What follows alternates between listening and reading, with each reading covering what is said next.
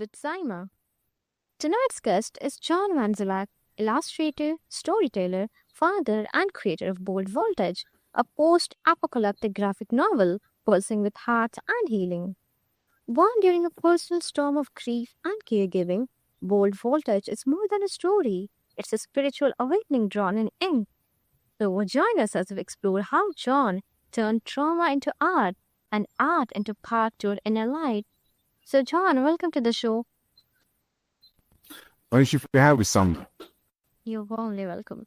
So, John, like Bold Voltage is such a raw, electrifying project, no doubt. Can you take us back to the moment the story was born and how it became a mirror for your healing? Absolutely. So I've been spending the last 5 years of my art journey trying to start an art business online. And in doing so, I met a lot of different people across the world through social media. In doing this, I learned that a lot of people are struggling with emotional regulating, myself included. And I started on top of my art journey, started a therapy journey as well. And about a year ago, I created Berta just as a character, as a little art project, as some new methods of painting, and it turned into something my following really fell in love with. So I started doing a lot of pictures of him, and you may want to know more. They didn't want just pictures; they wanted you to know who he was.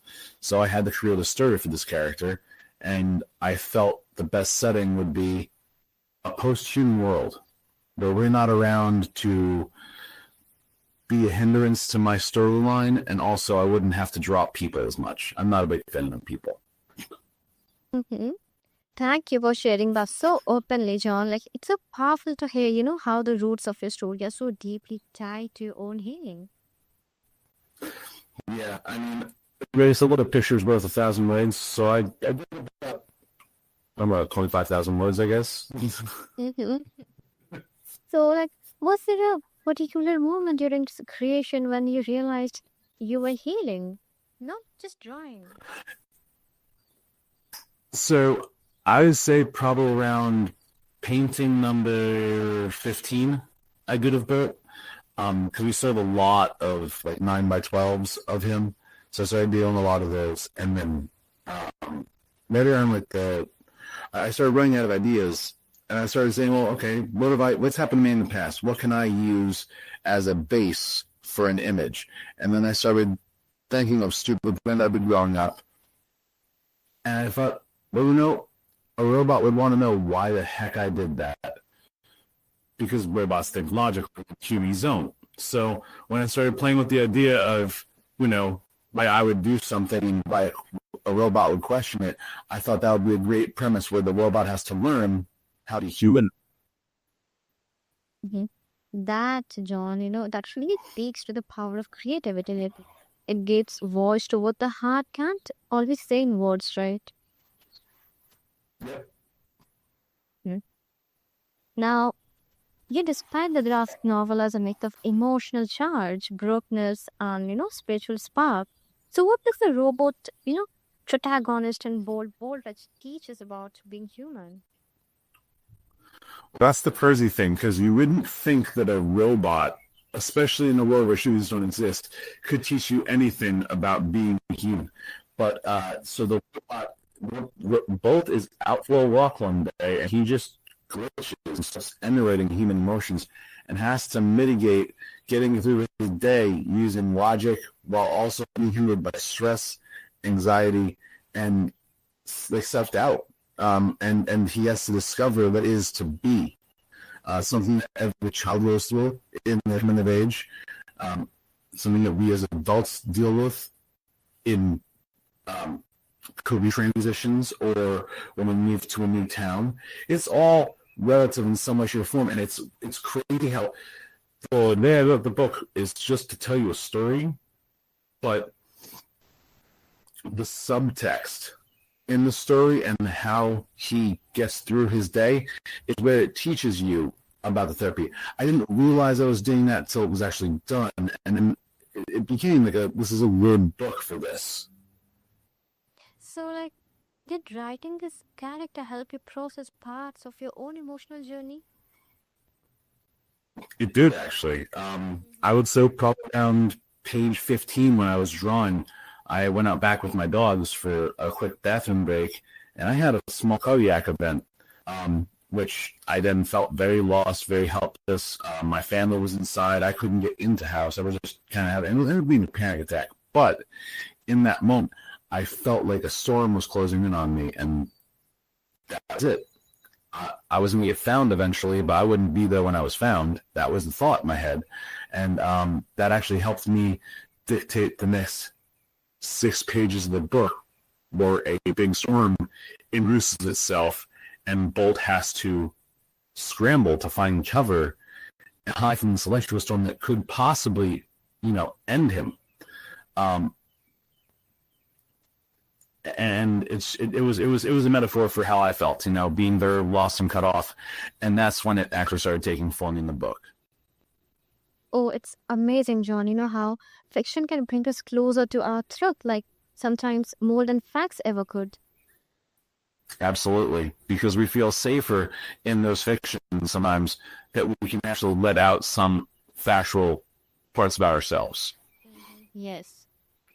Now, you created this work while, caregiving and navigating grief. So, can you share how did you manage to stay creatively open in such a heavy season? Well, like I said, I created this character through my social media experiences and my following, regularly asking what's new in Bolt's world, really trying to keep me motivated to somebody wants to know. It's like when you have a job and there's someone coming in every day that says, hey, I hope you have a great day. If someone says that enough times, you get accustomed to hearing that and want to hear it more. So I'm just doing that. I'm making sure I have a great day. Oh, that's sweet. You know, I feel that's incredibly moving. Like, it's clear that your creativity didn't just survive during that time, it held space for something profound, right? And I have survived quite a few things. I do like to consider myself a survivor of life. So, like, what would you say to others in similar dark places who might feel too overwhelmed to, even pick up a pen? God. But if you're feeling, if you're in a dark place, the first thing I would say is that remember that permanent solutions to temporary problems are never the answer, but you can find a way to soothe yourself so that maybe the static in your brain that's making you feel that way is less. And that is simple things that my book offers, such as a mindful meditation space for coloring, because it's a black and white book. I didn't color in so that each of my readers can, and a story for you to connect with that teaches you simple but subtle ways to self-soothe. And at the end of the book, there is a QR code that links you, a reader, to all of my other readers globally on Facebook, where everyone can share their artwork.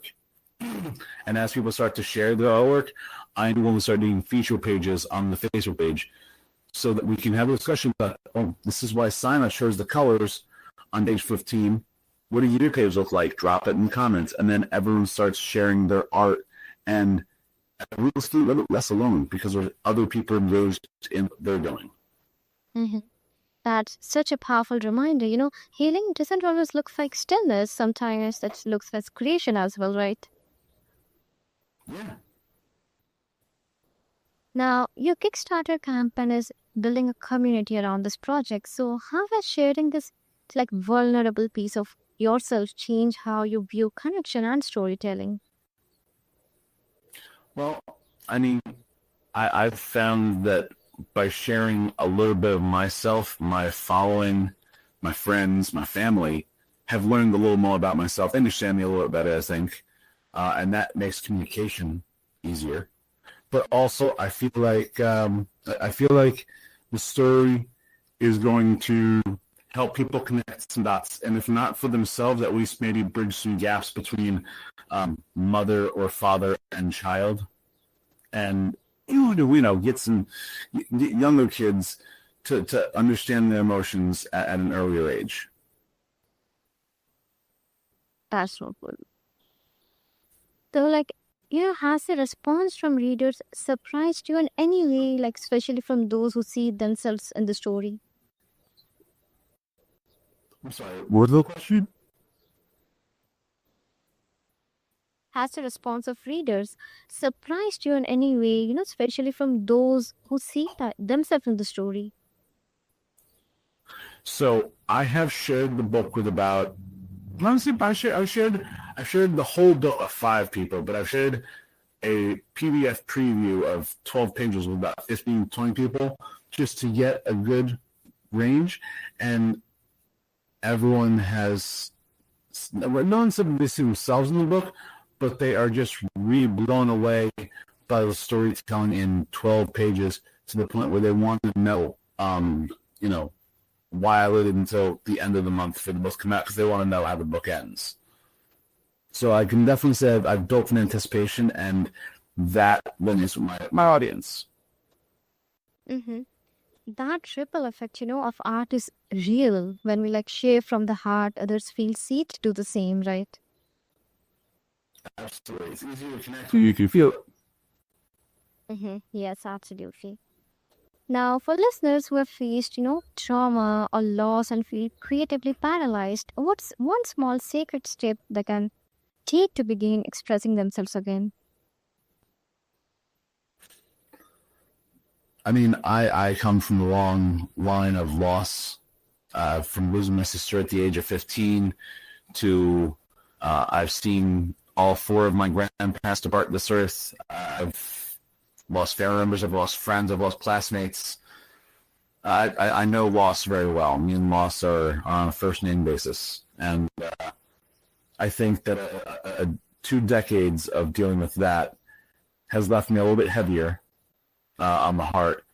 And my footprints are going to last a little long because of that.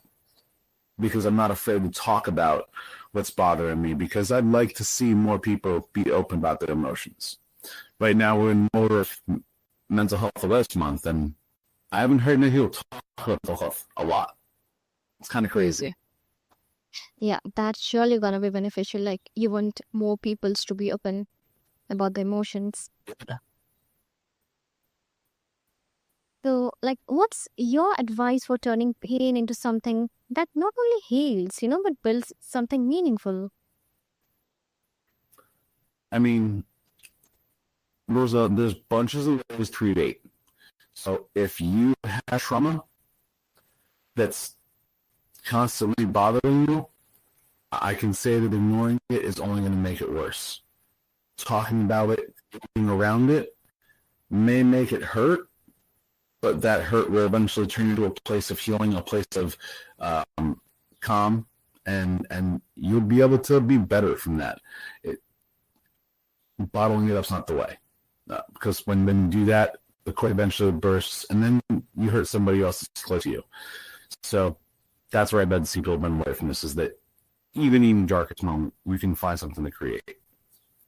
That's such a soul-sparking reminder, like every brushstroke, every word, every spark of curiosity matters. No, Yes.